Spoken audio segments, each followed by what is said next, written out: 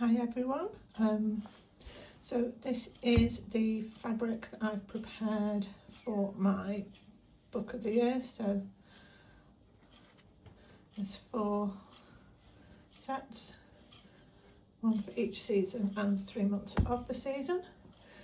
Now I've decided that the fabric's just a little bit too white and I want to knock the brightness back a little bit, so I'm going to have a go at tea dyeing. Now I've never done it before, so we'll see how that goes. Now I feel like this fabric has like a coating, like a size or something on it, more so at the edges I feel it.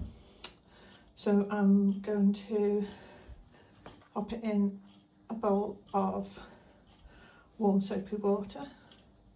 I will show you what liquid I use. I use a liquid hand wash detergent suitable for silk and wool, and it is what I use when I wash my embroideries, when I wash my cross stitches.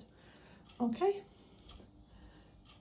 give me a second and I'll get dunking. So this is the liquid detergent I use, just half a cupful in a nice big washing up bowl. I'm just going to leave that to soak for a bit. Let's make some tea.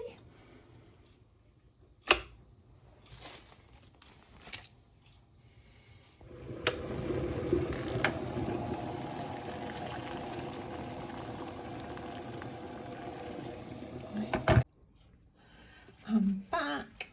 Right, so the tea is pretty well stewed. Now I did put a 3rd tea bag in.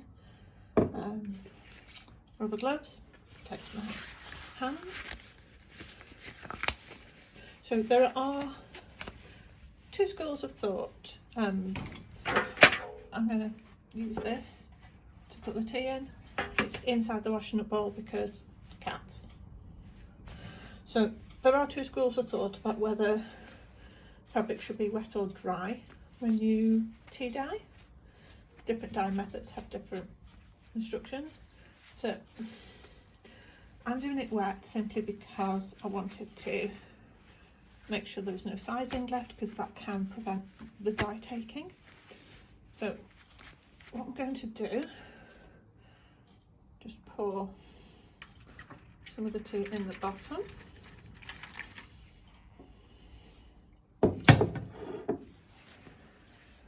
And just lay each one in.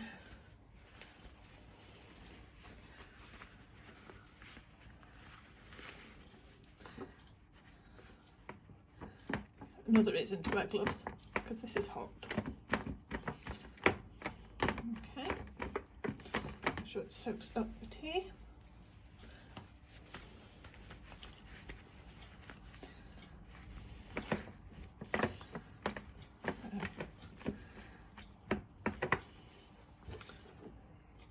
Top that up a bit.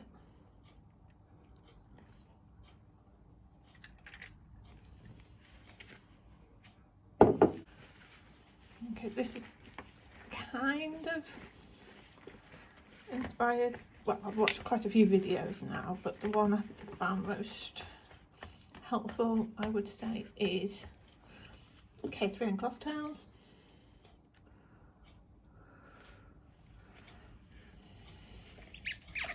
Give those bags a squeeze out. Tea on.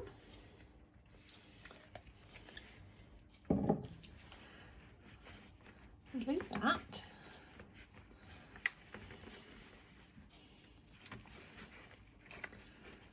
To stew.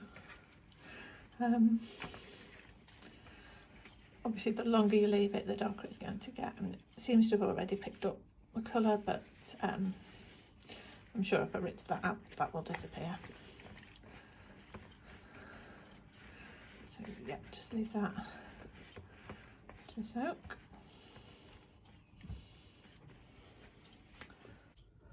Okay, it is time to rinse and rinse some more. I will continue to rinse these, and then I'll go and hand one of them upstairs to dry. This could take a while. Catch you later. Okay, so this is the results of the tea dyeing. I thought I'd rinsed them pretty well.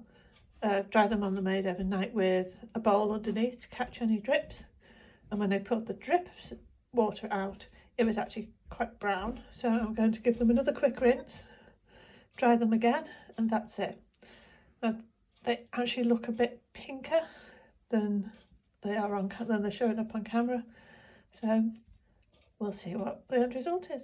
So this is the results of the tea dyeing experiment. I think it's been quite successful. It's definitely not as bright as it was when it was white.